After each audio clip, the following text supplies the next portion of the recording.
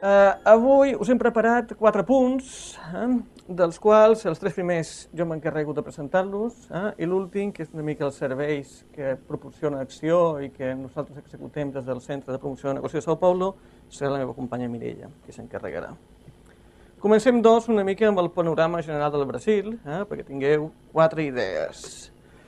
A veure, d'aquestes informacions, a mi el que m'agradaria destacar, en primer lloc, és el tamany del país. Perquè us feu una idea, de São Paulo a Manaus hi ha aproximadament la mateixa distància que tenim entre Barcelona i Moscou. I ni São Paulo està a l'extrem sud del Brasil, perquè encara hem de recórrer més de 1.000 quilòmetres per arribar fins a la frontera amb l'Uruguai, ni Manaus està a l'extrem nord del país, perquè també hi ha un llarg de recorregut fins a arribar a la frontera amb Venezuela. I a més, en població, estem parlant d'un país que les dades del cens s'actualitzen contínuament, però encara no hem arribat als 200 milions d'habitants, però segur que en aquesta dècada superem aquesta xifra. A més, estem en un país amb una piràmide de població que s'està amadurint, però que encara és una piràmide bastant jove. Per tant, el 40% de la població brasilera encara té menys de 20 anys. La qual cosa, efectes de consum i de necessitats, s'ha de tenir molt en compte. Estem parlant ja de la 6ena economia mundial en PIB absolut. Vol dir que el tamany de l'economia brasilera ja ha superat Itàlia i el Regne Unit, i si continua amb aquest ritme, hem de preveure que aviat estigui entre els 5 primers països en riquesa absoluta. Perquè, evidentment, quan dividim el PIB per la població i tenim la riquesa per càpita, doncs ens trobem que el brasiler mitjà té una renda mitjana que encara és un terç de l'espanyola. Però segurament el punt més negatiu, des del punt de vista macroeconòmic del Brasil, no està tant en les xifres del PIB, sinó en l'índex de desenvolupament humà, que és un factor que utilitzen les Nacions Unides una mica per avaluar el nivell de benestar dels diferents països. I ens trobem que la 6ena economia mundial, a nivell de desenvolupament humà, està en el lloc 74, si no estic equivocat, o 73. Està millorant, però diguem que l'economia creix més ràpid que el desenvolupament humà. Per aquest fet, ja hi ha hagut economistes, amb això no estic inventant la pólvora, que han qualificat el Brasil d'una Belíndia, és a dir, una mescla de Bèlgica i la Índia, en què hi ha una petita part de la població amb un nivell de renda, de consum, de benestar comparable a l'Europa més desenvolupada i un gran mar de població amb un nivell de desenvolupament molt baix. I a més, els contrastos socials al Brasil no són tan gradatius com estem acostumats a altres països, sobretot de l'àrea europea, sinó que és bàsicament travessar una avinguda i passem del primer món al quart món. He posat una foto que és molt paradigmàtica i que s'ha reproduït moltes vegades. Aquesta foto correspon al barri de Morumbi, a São Paulo, on trobem un carrer que separa clarament dues situacions absolutament radicalment diferents.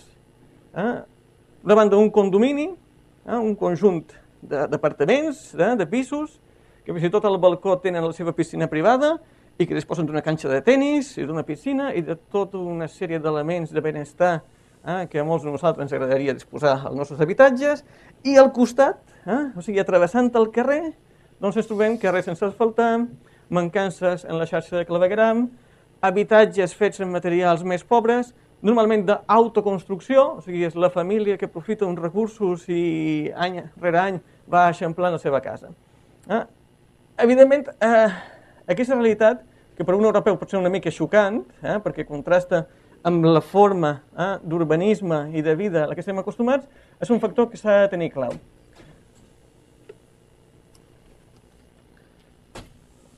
En quant al problema actual, fetes aquestes salvetats inicials, he de dir que el clima general és de molt optimisme. Fa 2 anys hauria de dir que el clima era d'eufòria. Jo us diria que ara, el 2012, l'eufòria del 2009, sobretot del 2010, ja s'ha esvaït una mica, però encara estem parlant d'un mercat en què la gent vol consumir, en què la gent s'ha disposat a endeutar-se, en què els bancs encara donen crèdit, i on hi ha oportunitats als sectors més diversos, des de les infraestructures fins als béns de consum. Estem en un país amb una estabilitat política, no hi ha soroll de sables al Brasil, no hi ha un risc evident d'involució política cap a solucions autoritàries, portem com a mínim 20 anys d'una política macroeconòmica solvent, estable, basada en principis de control del dèficit públic i d'endeutament públic baix, però, evidentment, a part d'aquestes mesures estructurals que expliquen el creixement del país, hi ha hagut injeccions de diners públics a través dels programes socials, el Bolsa Família és segurament el més conegut, en el qual les famílies més pobres han rebut de l'Estat una quantitat de diners a canvi de que deixessin els fills a les escoles, que ha fet que moltes famílies hagin superat el llindar de la pobresa i actualment s'estiguin integrant en una societat de consum. Aquesta classe mitjana ascendent, o classe C, que per nosaltres seria una classe mitjana baixa o fins i tot una classe treballadora, ha estat un dels motors del creixement econòmic a través del consum del Brasil. Però, evidentment, a part d'aquestes qüestions estructurals de les reformes que ha portat a terme al Brasil, com a mínim des de l'època de Fernando Henrique Cardoso i continuades per Lula i actualment per Dilma, no podem deixar de banda que el Brasil ha navegat una mica amb una corrent, amb una marea favorable que ha estat l'elevat preu de les matèries primeres. Els últims 5 o 6 anys, matèries primeres com el ferro, o com el sucre, o com el petroli, que són productes que el Brasil exporta en grans quantitats, han presentat grans preus màxims històrics com no es veien feia dècades. I finalment, tothom parla del Mundial de Futbol, que tindrem el 2014, i tothom parla dels Jocs Olímpics del 2016, però això, des del meu punt de vista, seria la cirera del pastís. O sigui, el Brasil no creix gràcies a aquests esdeveniments esportius. Aquests esdeveniments esportius han estat una mica una conseqüència de la situació macroeconòmica favorable, de la situació social que cada cop avança i també del pes relatiu que el país cada cop més està adquirint a l'escenari internacional. Per tant, quan s'acabin aquests esdeveniments esportius, el Brasil no s'acaba, perquè la inversió pública realitzada en el Mundial i en les Olimpiades, jo us diria que és molt petita, és una proporció molt baixa, en comparació amb tota la inversió pública i privada que s'està fent en sector d'infraestructures, en sector d'exploració petrolífera, en sector d'explotació mineral, etc. I també us he de dir que els brasilers s'estan posant les piles i que les empreses brasileres, com ha comentat el Sergi, cada cop més apareixen als rànquings internacionals com a empreses potents, riques, desenvolupades, inversores, etc. És veritat que si mirem aquí el llistat, la gran majoria estan vinculades al sector de les commodities. Petrobras el petroli, Braskem petroli i plàstics, Clavins, l'os i paper, BR Foods, que és la fusió de Sadia i Perdigão, és el gegant que produeix carn de pollastre congelat, Vale, l'antiga Vale del Rio Doce, és una de les grans empreses d'extracció mineral, sobretot de ferro, JBS és una de les grans empreses en tema de carn de tall de vedella, Cosan és sucre i etanol, Odebrecht, unes empreses constructores. Hem de tenir en compte que actualment el Brasil concentra el 50% de les seves exportacions en 5 productes, que són bàsicament petroli cru, mineral de ferro, etanol, pollastre congelat i carn de vedella congelada. Per tant, el preu de les commodities elevat dels últims temps ha comportat uns superàvits comercials i una situació d'enfortiment de la divisa. Però a part d'això, m'agradaria destacar que també les empreses brasileres han començat a treballar en la creació de marques internacionals. I aquí he destacat dues, una que és Natura, de l'àrea de perfumeria i de cosmètica, i l'altra que és Havaianas, que són el calçat, les sandàlies de dit. Algunes d'aquestes empreses i marques encara no són massa conegudes a casa nostra perquè l'àrea d'expansió natural, es podria anomenar el hinterland de l'expansió comercial brasilera, en aquest primer moment es concentra sobretot a Amèrica del Sud i a l'Àfrica lusòfona. Si anem, per exemple, a Angola, quedarem impressionats amb la presència de les marques brasileres en aquest país africà. Europa, en molts casos, està en un segon o un tercer estadi en el procés d'expansió internacional d'aquestes empreses. Tot i que nosaltres aquí a Acció, a través de l'Investing Catalonia, fem el possible perquè ens prenguin en consideració en els seus projectes internacionals. Ara, Brasil és un país que presenta moltes oportunitats. És un país que està creixent. En aquest context internacional de la gran recessió, i especialment a Europa, en què estem patint de manera molt forta la problemàtica dels bancs i del finançament del sector públic, Brasil sembla una mica un oasis. Tot i així, hem d'anar en compte.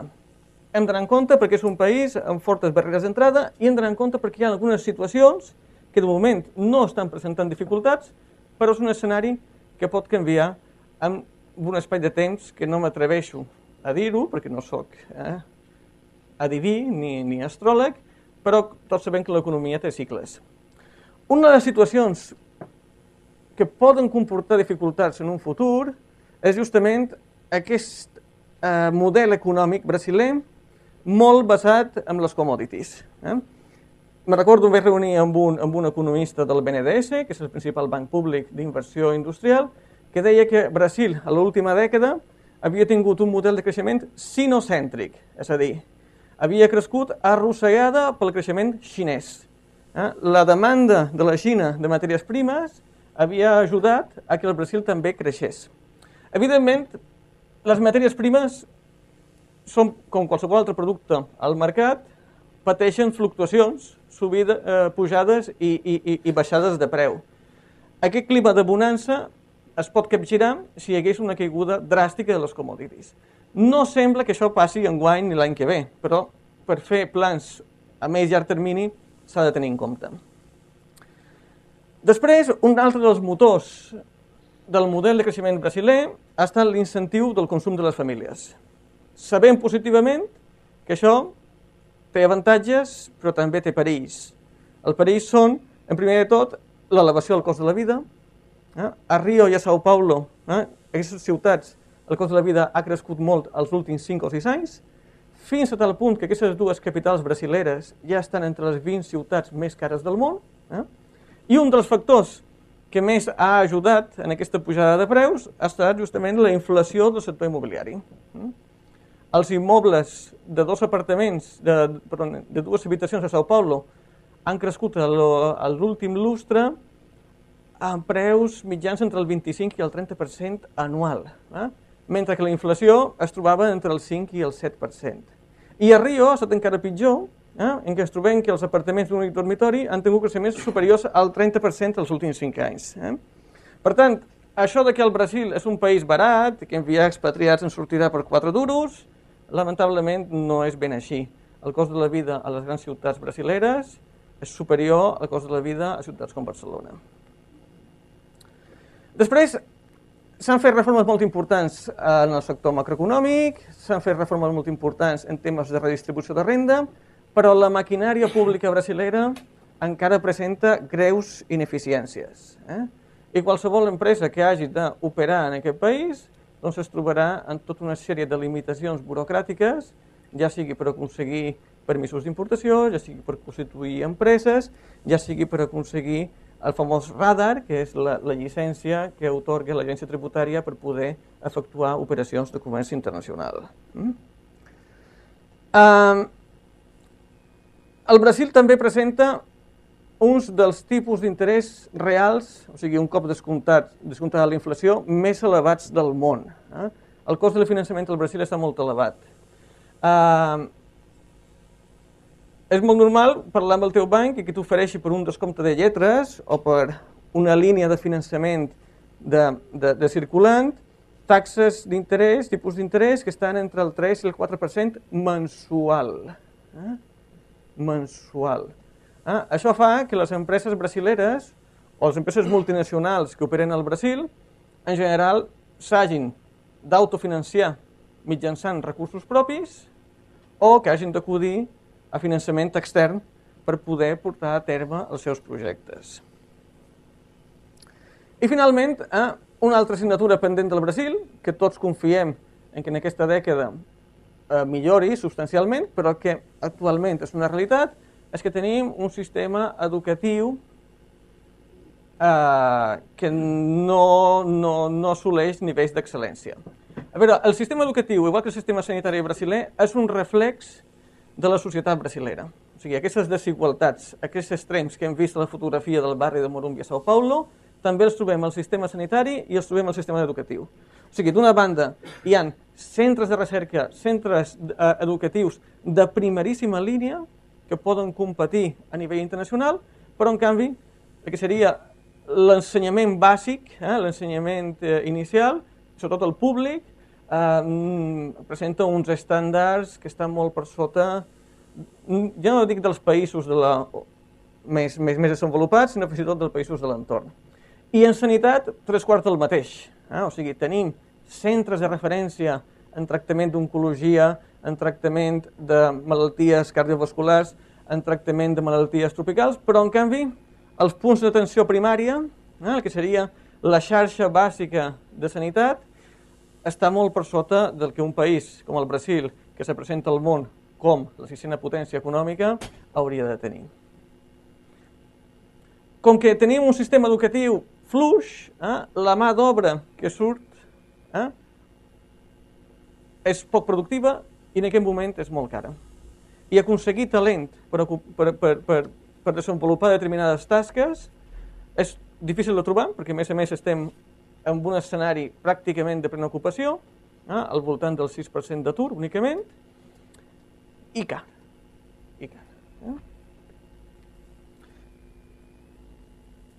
Però bé, ara la pregunta és, tenim un país amb grans oportunitats, tenim un país que està creixent, tenim un país amb optimisme, tenim un país en consum, tenim un país en finançament, encara que siguin a tipus d'interès molt més alts del que estem acostumats. Estem en un país amb fortes barreres, amb qüestions que s'ha de tenir molt en compte abans de llançar-nos a la piscina, i ara la qüestió és com ho han de fer les empreses catalanes per tenir èxit al Brasil. I per començar jo us diré el que no han de fer. O com a mínim, d'acord amb la meva experiència, ja porto 12 anys al Brasil i he acompanyat diferents projectes, el que serien els errors més habituals. Un dels errors més habituals al Brasil és anar-hi amb models de negoci poc flexibles. Què vull dir amb models de negoci poc flexibles? Aquí suposo que tinc empresaris, executius d'empresa, tots coneixen molt bé el seu negoci, coneixen molt bé la seva empresa. Una cosa reiterada és, nosaltres tenim èxit a Catalunya, nosaltres tenim èxit a Espanya, exportem a França, el nostre model de negoci funciona a Itàlia, funciona al Regne Unit, funciona a Alemanya, per tant, ha de funcionar al Brasil. Això pot ser veritat, però pot ser no veritat. Si l'empresa va amb un model de negoci massa tancat i no s'adapta a les circumstàncies de l'entorn brasiler, la probabilitat d'èxit és baixa. Moltes vegades els models de negoci, quan s'arriba al Brasil, s'han de tropicalitzar per adaptar-los a l'entorn jurídic, a l'entorn fiscal, a la necessitat de mà d'obra especialitzada, a la cultura del client, del proveïdor, de l'equip de col·laboradors. Un altre problema és el finançament, perquè ja us he dit que en tipus d'interès que poden ser del 3 o el 4% mensual, si l'empresa no ve en recursos propis o troba alguna via alternativa de finançament, ho tindrà bastant complicat. A més, per culpa d'aquestes barreres d'entrada, no és arribar-hi i facturar en qüestió de 2 setmanes, sinó que hi ha tot un procés d'adaptació, d'introducció en el mercat molt llarg. Empreses que siguin molt poc capitalitzades o amb pocs recursos patiran al Brasil, perquè no tindran prou oxigen com per resistir l'entrada en aquest país.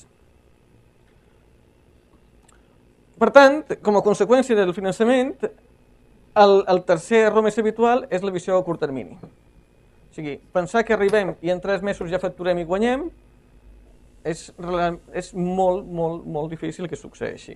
El Brasil, exceptuant algunes rares oportunitats, no és un mercat que doni un retorn breu, en un espai de temps curt. S'ha d'invertir molt a llarg termini. Perquè únicament constituir una societat i aconseguir el número fiscal es pot portar fàcilment 3-4 mesos. I si a més heu de demanar un permís per importar, són 6 mesos més.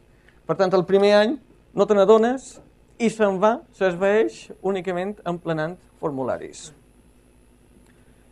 Un altre error és que l'empresa entra sense una informació prèvia del mercat, sense conèixer els arancels, sense conèixer el sistema impositiu, sense conèixer els seus competidors, sense saber quines són les indústries brasileres o estrangeres, però que ja estan al Brasil i que tenen el control del canal de distribució.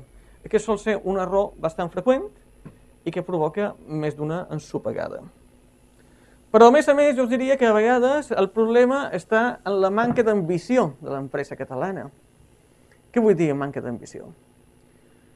A vegades no ens adonem que estem parlant d'un país de dimensions continentals que a nivell de població representa com a 5 Espanyes. Únicament l'estat de São Paulo, que sembla un dels estats més petits, en superfície té la superfície d'Espanya i en població té una miqueta més la població d'Espanya. O sigui, únicament conquerir l'estat de São Paulo suposaria un esforç financer i comercial equivalent a conquerir el mercat espanyol. I ja no us parlo si voleu conquerir tot el Brasil. Què passa? Les barreres d'entrada són fortes, però abans o després se superen. Amb una mica d'empenta, de força, de paciència. Quan s'han superat, generalment el Brasil presenta creixements explosius i l'empresa passa de no facturar absolutament res a de cop i volta sorgir-li una multiplicitat d'oportunitats. Per tant, d'haver d'anar pràcticament amb el fre de mà enganxat, hem de posar la 5a marxa per agafar la velocitat. I aquesta manca d'ambició, aquest no saber aprofitar el moment favorable, me l'he trobat a molts projectes i és una causa de fracàs perquè acaba desmotivant tot l'equip humà que ha col·laborat en l'aixecament del projecte i acaba transmetent al canal de distribució un missatge de que l'empresa realment no vol apostar seriosament pel país. Per tant, jo us donaria els següents consells que jo penso que són útils per entrar al Brasil. El primer de tot, molta paciència. Malauradament, tenim un entorn burocràtic i legal en què els temps no són com els que estem habituats aquí. El segon, que aneu en tacte. Perquè el brasiler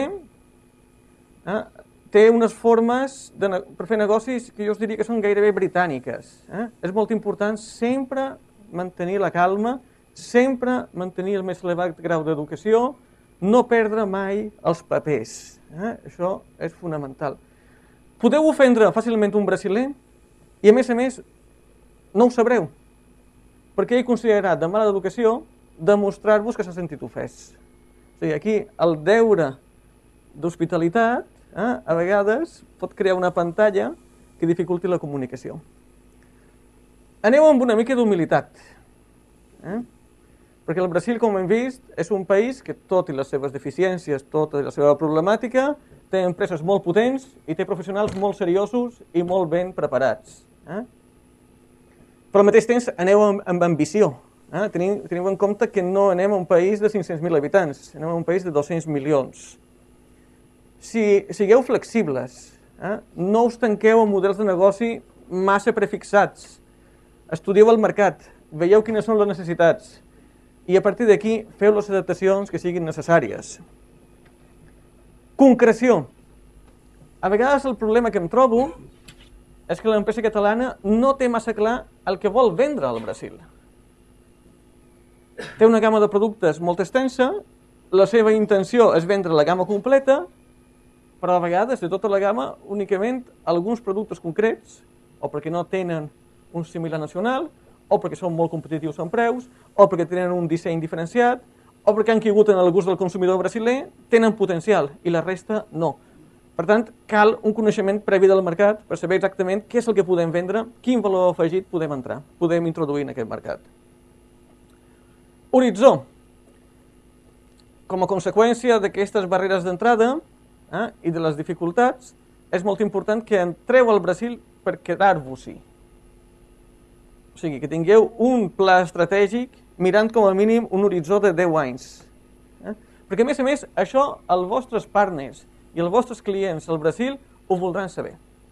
Abans de tancar un acord amb vosaltres, voldran tenir molt clar fins a quin punt esteu disposats a apostar pel mercat brasiler.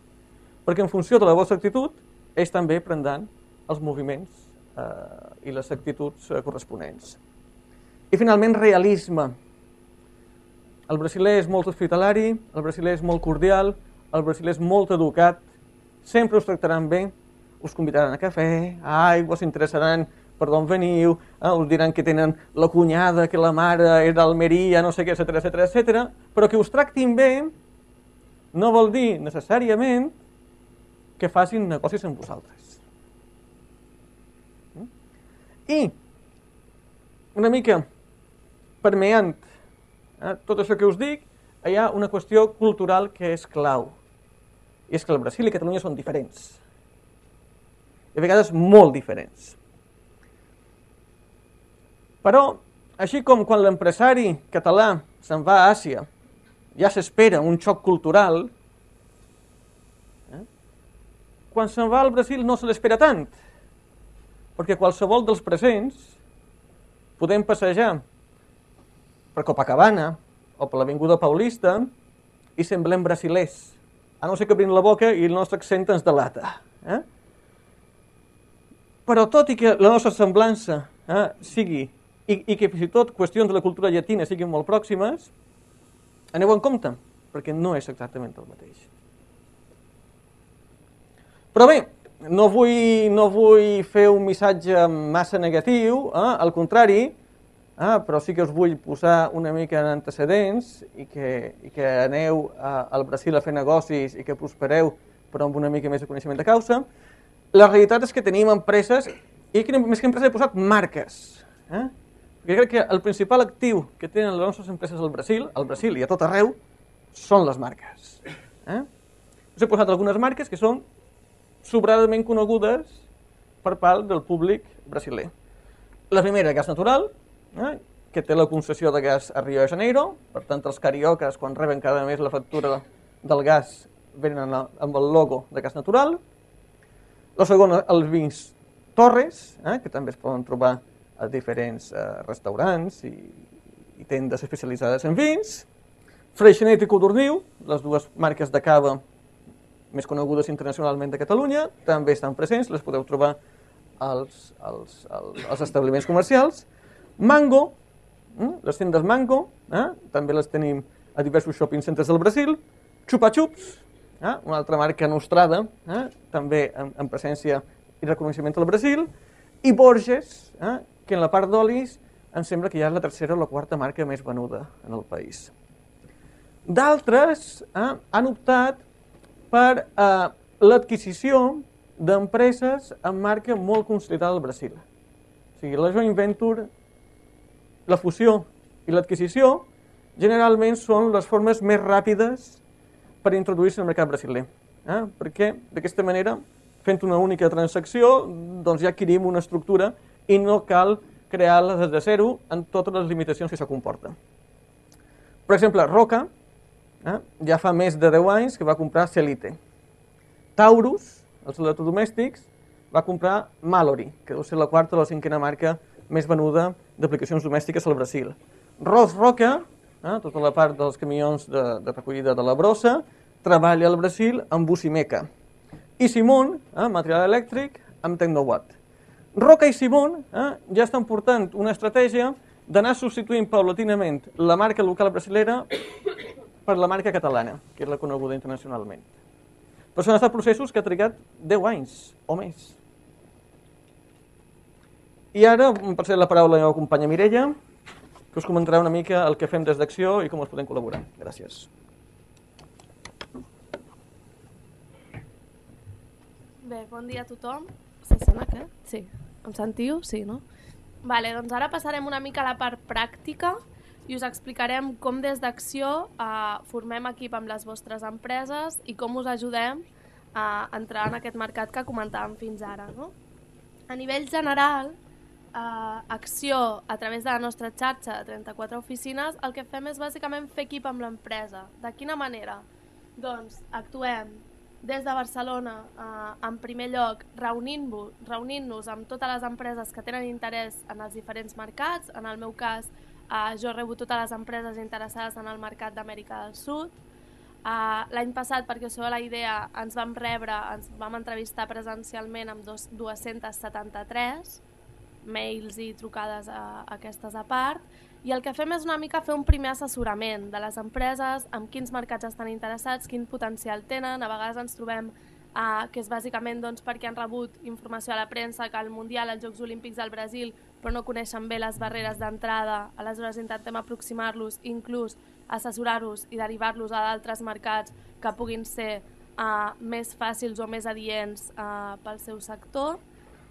Després, un cop nosaltres hem fet aquest assessorament previ per les empreses catalanes, dissenyem un projecte de col·laboració, que és un projecte de consultoria que bàsicament es porta a terme o s'executa des de les oficines que tenim a fora. En el cas de Brasil és la de São Paulo que dirigeix el Pep, i a través d'aquest projecte establim molt bé quines seran les bases, quina serà la metodologia, quin és l'objectiu, quantes hores dedicarem i quin cost tindrà per l'empresa, que està subvencionat al 50% per la Generalitat. Després us ho explico una mica millor. Aleshores, les fases són les que us explicava. El tipus d'estudis a nivell general més habituals són els estudis de mercats, agendes de prospecció, obertura de canals comercials. Aquí els distribuïm en 3 fases. La primera, que és coneixement al mercat. Una empresa que no ha trepitjat mai al mercat abans, és interessant que conegui què és el que hi ha abans d'invertir-hi i dedicar-hi recursos. La segona fase seria per aconseguir vendes, és a dir, ja anem a posar-hi una pota. I la tercera, implantar-se. Jo diria que encara hi ha una quarta, que és consolidar-se i créixer. Aquesta seria la informació general. Jo ara us parlaré més en concret del CPN de São Paulo i quins són els projectes més habituals.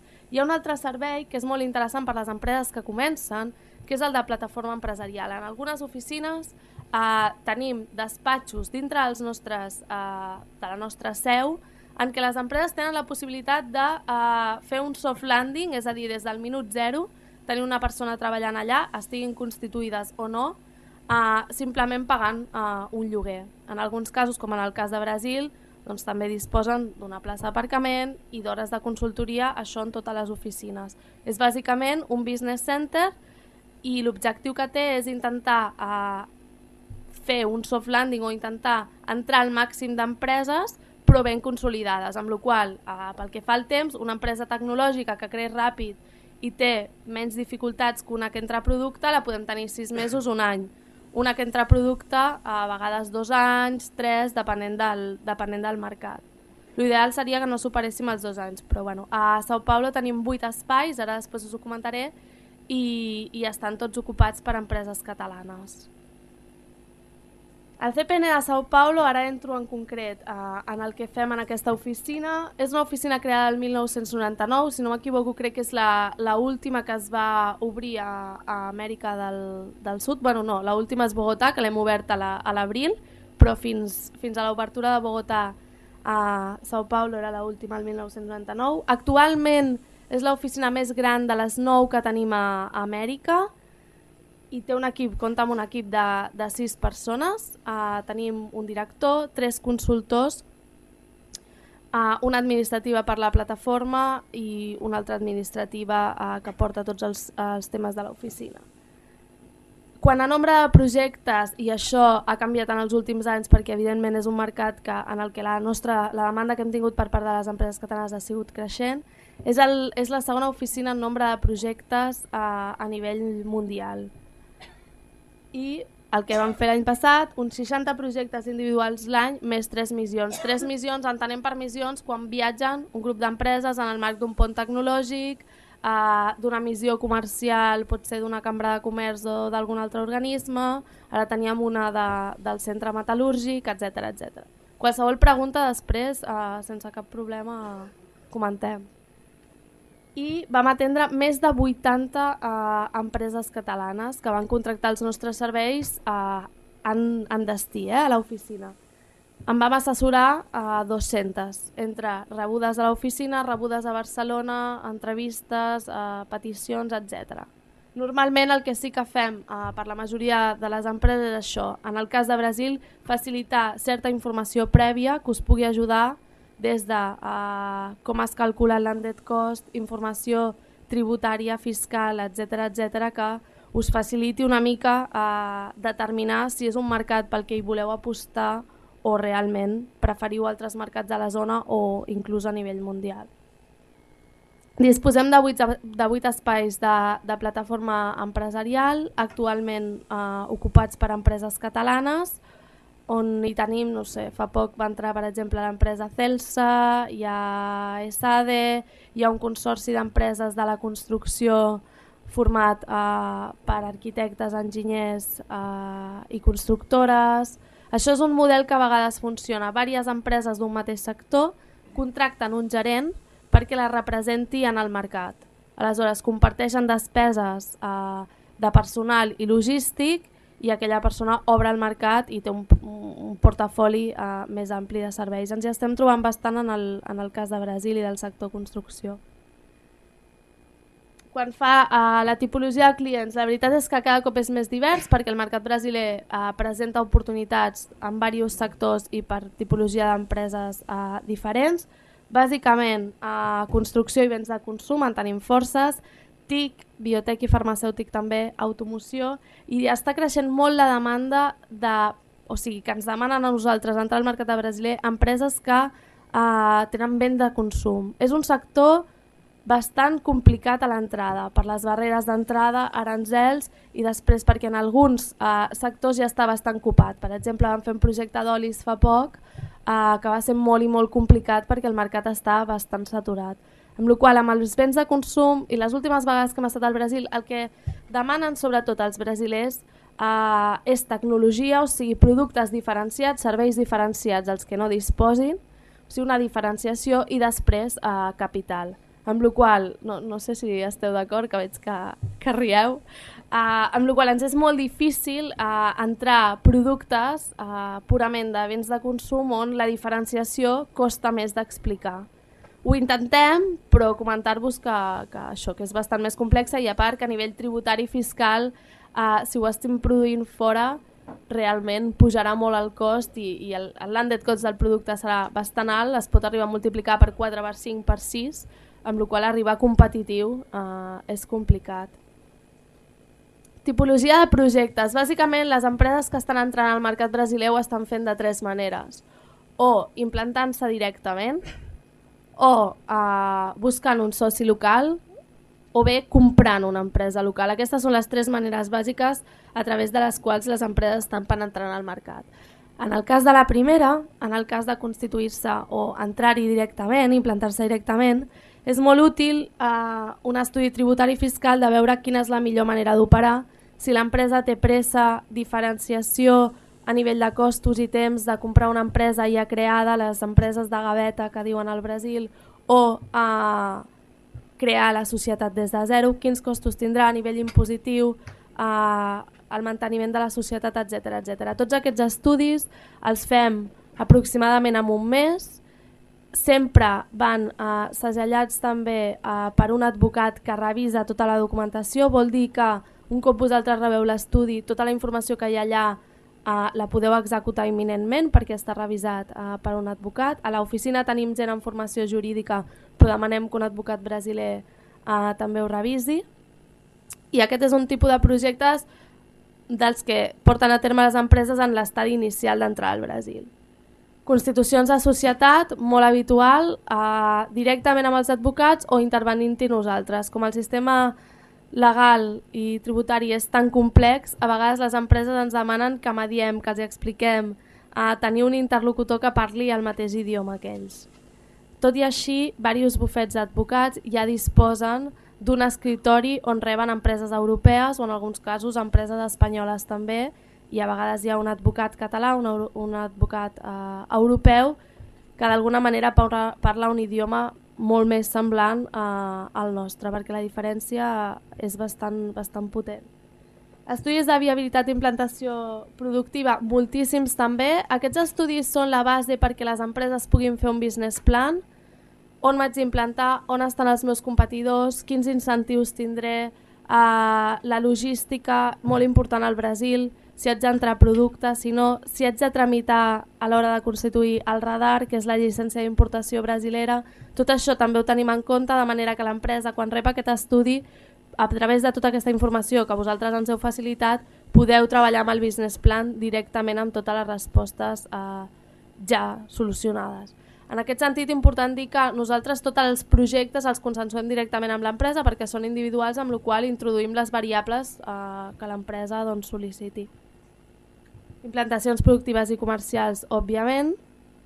Compra d'empreses locals, mergers and acquisitions, cada cop més, encara que s'està posant complicat perquè les empreses brasileres veuen que moltes empreses estan intentant entrar allà i els preus estan creixent, amb la qual cosa és complicat, o sigui, no comprarem a bons preus, sinó que comprarem a preus de mercat, a no ser que trobem alguna empresa que per relleu generacional, etc., doncs tinguem una oportunitat aquí d'entrar-hi. També les busquem.